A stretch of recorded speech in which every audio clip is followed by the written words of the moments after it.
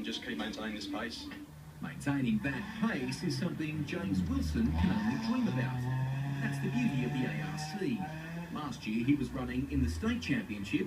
This season he stepped up.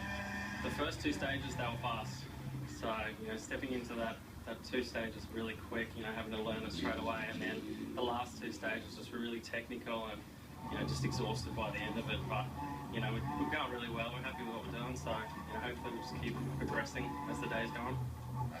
Wilson still trails the ARC field through the repeat of Gibber, but his time is 2 seconds quicker than his first pass. The afternoon stages will provide him plenty of opportunity to see improvement.